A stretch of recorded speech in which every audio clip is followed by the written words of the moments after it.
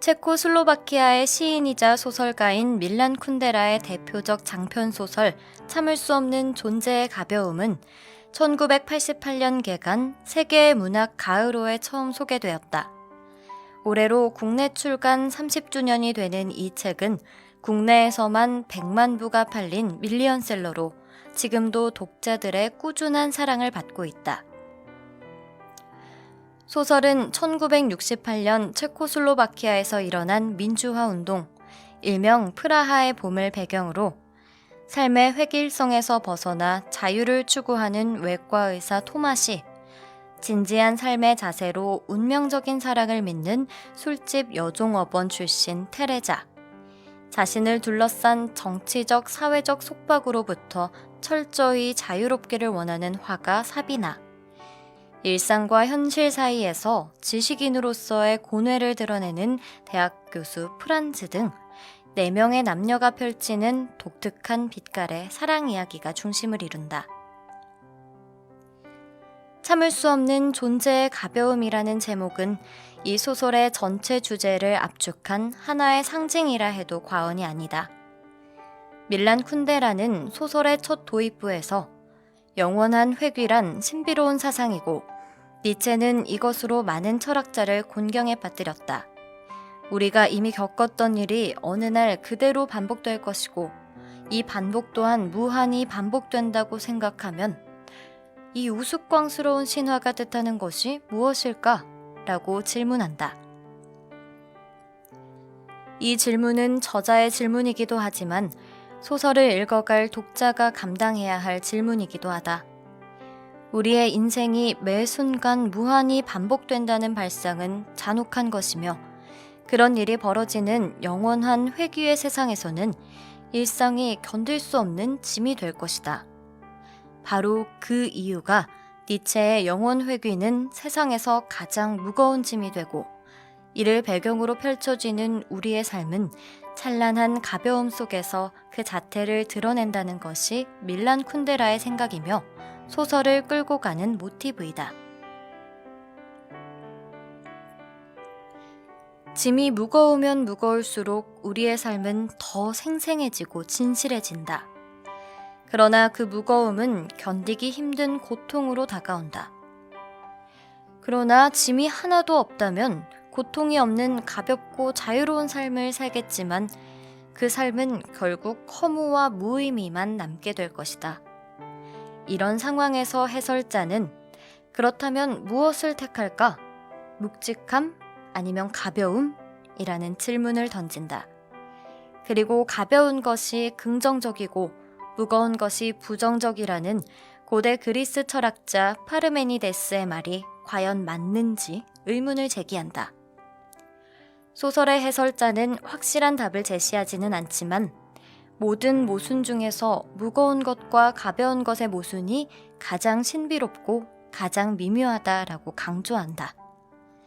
이는 토마시와 테레자, 토마시와 사비나, 사비나와 프란츠의 관계를 부정과 긍정이라는 극단적 이분법으로 판단하지 말고 필연과 우연, 무거움과 가벼움이 빚어내는 미묘함의 관계로 바라볼 것을 유도하려는 작가의 의도가 반영된 것이다. 보헤미아의 작은 술집에서 술집 종업원으로 일하던 테레자는 출장으로 도시에 들른 외과 의사 토마시를 우연히 만난다. 테레자는 술집 입구 벤치에 앉아있던 토마시를 보는 순간 영혼의 승무원이 육체의 갑판 위로 뛰어오르는 것을 느끼며 이 남자가 다가올 미래의 운명임을 예감한다. 그 벤치는 전날 자신이 책을 보던 그 벤치였다는 우연을 매개로 테레자는 필연을 감지한다. 당신은 6호실에 머물고 나는 6시에 근무가 끝나요. 라는 테레자의 말과 그리고 나는 7시에 기차를 타지요. 라는 토마시의 대답은 우연과 필연의 미묘하고도 신비로운 조우이다. 이 순간을 해설자는 우연의 새들이 그녀의 어깨 위에 모여들었다 라고 설명한다.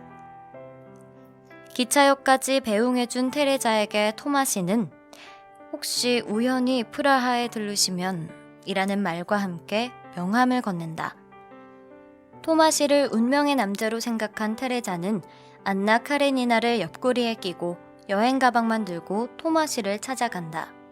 토마시는 강물에 떠내려온 아기 같은 테레자와 함께 살기 시작한다.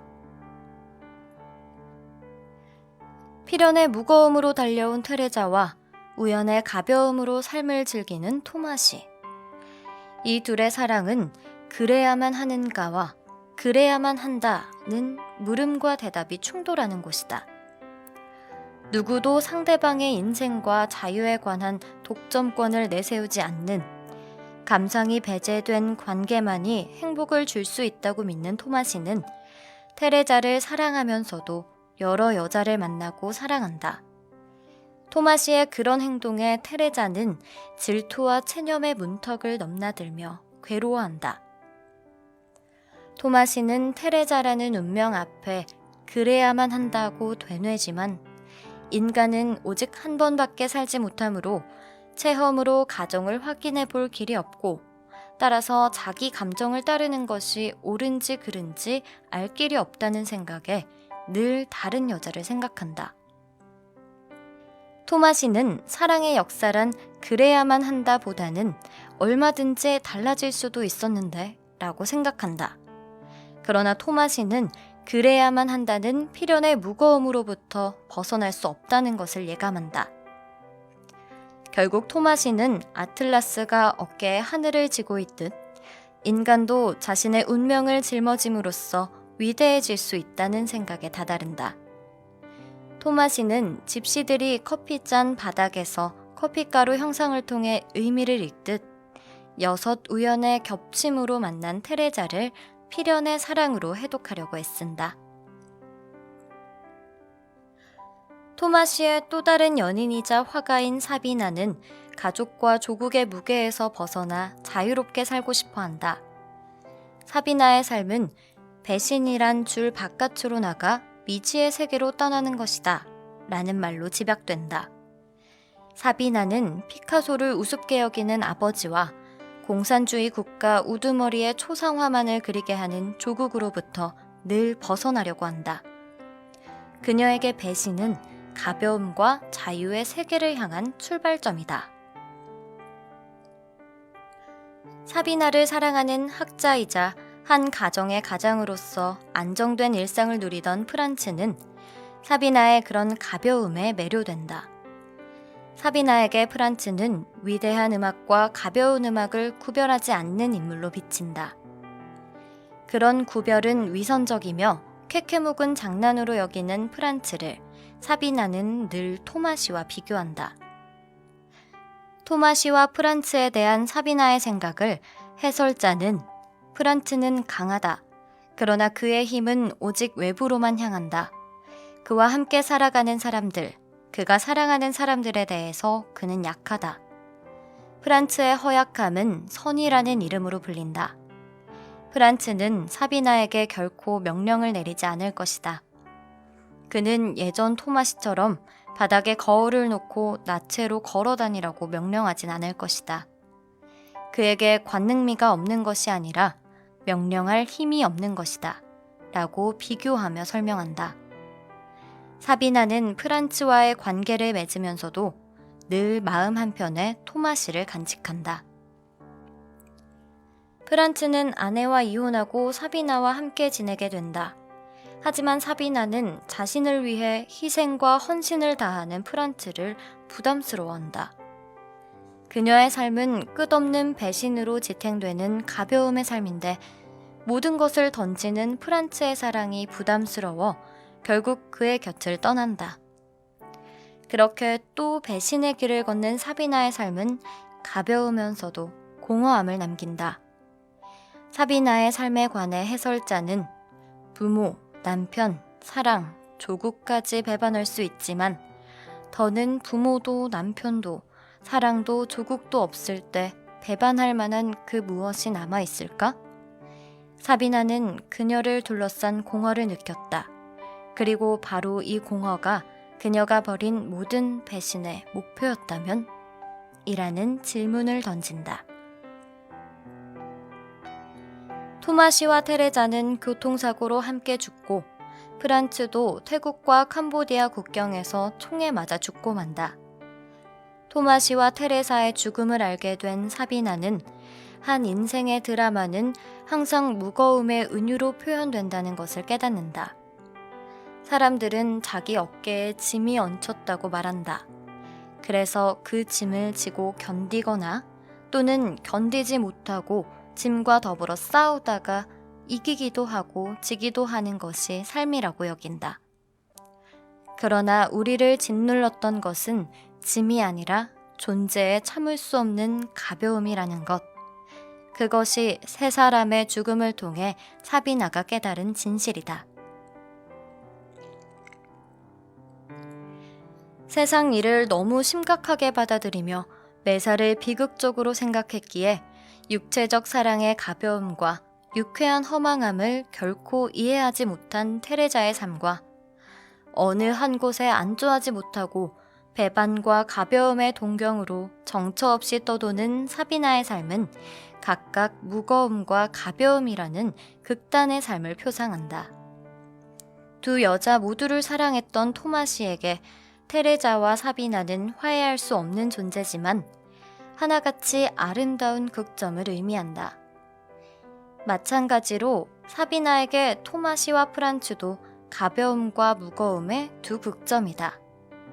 이렇듯 네 사람은 필연과 우연, 무거움과 가벼움이 빚어내는 미묘함 속에서 각자의 삶을 살아간다. 사비나는 테레자와 토마시처럼 무거움 속에서 죽고 싶지는 않다고 생각한다. 가벼움의 분위기 속에서 죽고 싶었던 사비나는 자신이 죽으면 화장에서 재를 뿌려달라는 유언을 남긴다.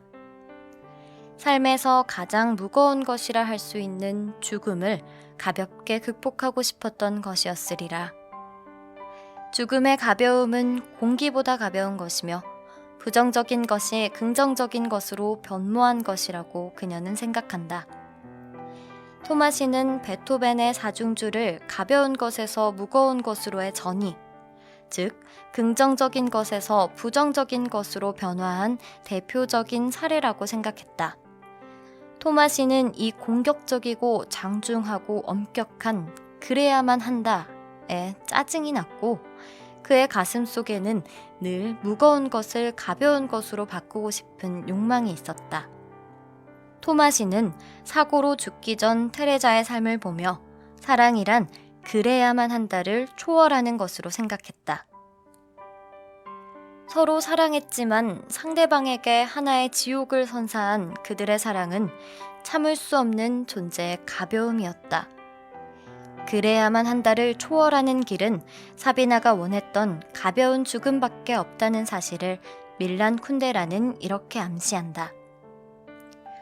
인간의 시간은 원형으로 돌지 않고 직선으로 나아간다. 행복은 반복의 욕구이기에 인간이 행복할 수 없는 것도 이런 이유 때문이다. 무거움과 가벼움 사이에서 방황할 수밖에 없는 이유는 이것이다. 사람이 무엇을 희구해야만 하는가를 안다는 것은 절대 불가능하다. 왜냐하면 사람은 한 번밖에 살지 못하고 전생과 현생을 비교할 수도 없으며 현생과 비교하여 후생을 바로잡을 수도 없기 때문이다.